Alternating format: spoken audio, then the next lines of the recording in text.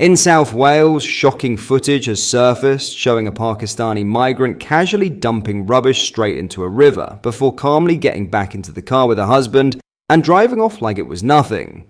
Now, this isn't just a one-off act of ignorance, it's symbolic of a much wider problem we're facing across Britain. We'll dive into this story in today's video, but before we get started, don't forget to like this video and subscribe. Right now, only 12% of viewers are subscribed, so join the community and help us grow.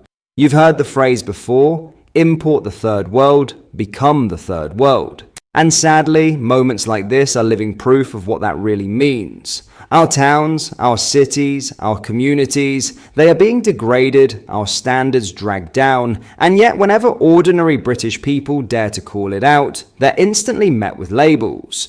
You're branded racist, Islamophobic, or worse. You're treated like the criminal for simply speaking the truth. The reality is this: if a British person dumped bags of rubbish into a river, you can bet the authorities would be quick to come down on them with fines, penalties, and shame in the media. But when it's a migrant blatantly disrespecting our country, the police look the other way, the system does nothing, and those in charge pretend it's not happening. And that's the double standard. Law-abiding citizens are silenced, censored, and intimidated for wanting to defend their communities, while those who show no respect for our culture, our laws, or even our environment are left unchecked. This is why people are losing faith in the system. This is why trust in the authorities is collapsing. Because deep down, everyone can see what's happening. One set of rules for us and no rules at all for them. Have a watch of this.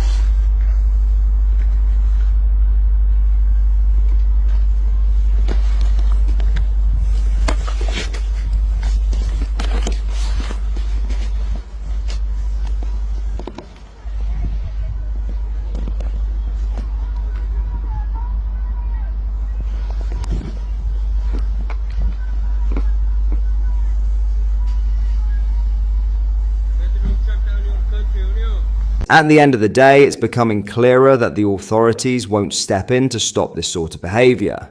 The police are more interested in policing speech online than they are in protecting our communities or our environment, so the responsibility now falls to ordinary British people. If you see this kind of third world behavior happening in your town, whether it's dumping rubbish, harassing locals, or outright breaking the law, don't stay silent. Call it out, record it, expose it. Because if we don't hold these people to account, no one else will. The future of our streets, our towns, and our country depends on it. In other news, George Galloway has been detained at Gatwick Airport, his party has said.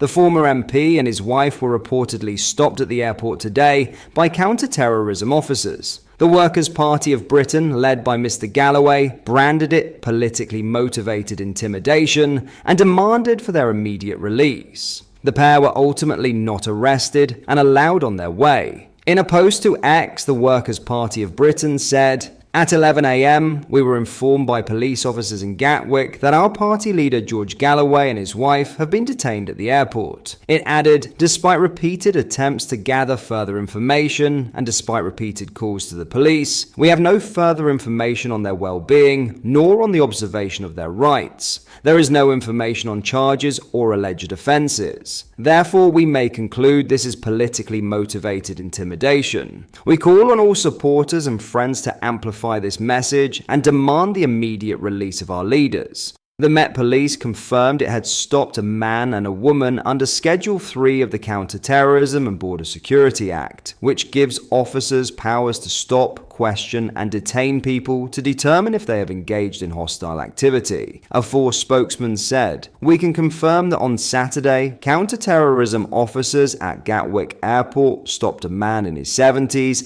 and a woman in her 70s. 40s under Schedule 3 of the Counter-Terrorism and Border Security Act 2019.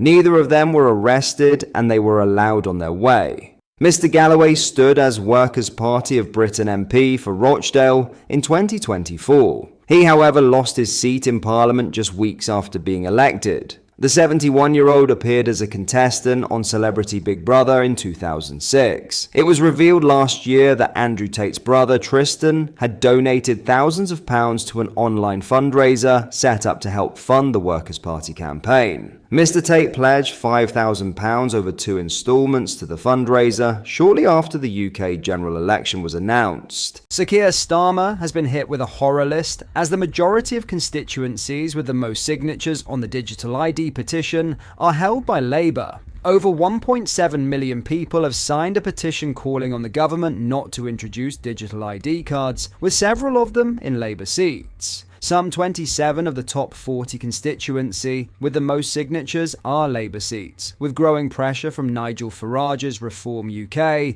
to snatch the seats from big Labour names. Foreign Secretary Yvette Cooper's seat features in the top 25, with over 3,400 people in her constituency signing the petition. Bridget Phillipson, a hopeful to become Labour's deputy leader, leads the list, with over 4,200 people signing the petition in her area. Lisa Nandy also features in the list, with the Culture Secretary being a huge advocate for the scheme. She confirmed that all British adults will have mandatory digital ID cards by the end of Parliament.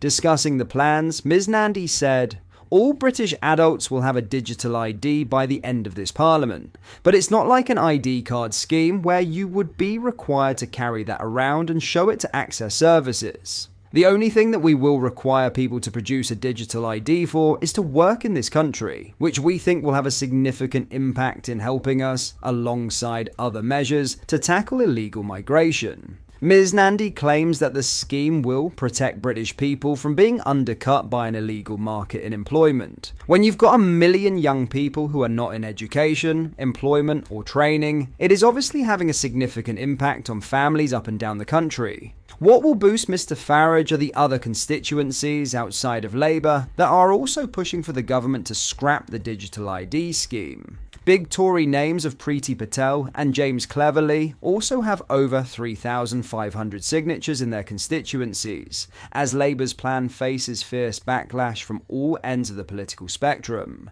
More than 9 out of 10 people disagree with the government's policy, with 93% of GB News viewers opposing the plans. The list will support Reform's hopes of entering Parliament after a YouGov MRP poll of 13,000 respondents showed Reform claiming 311 seats. Mr Farage's party would only need a further 15 seats for a majority, as they hope that this list could flip some red seats turquoise. The Labour MP seats with over 3,400 signatures in their constituency shown here.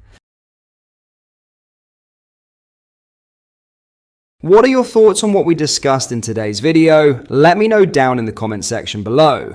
If you have not yet already, make sure you do drop a like on this video and subscribe to the channel for more British content. Thank you, take care, goodbye.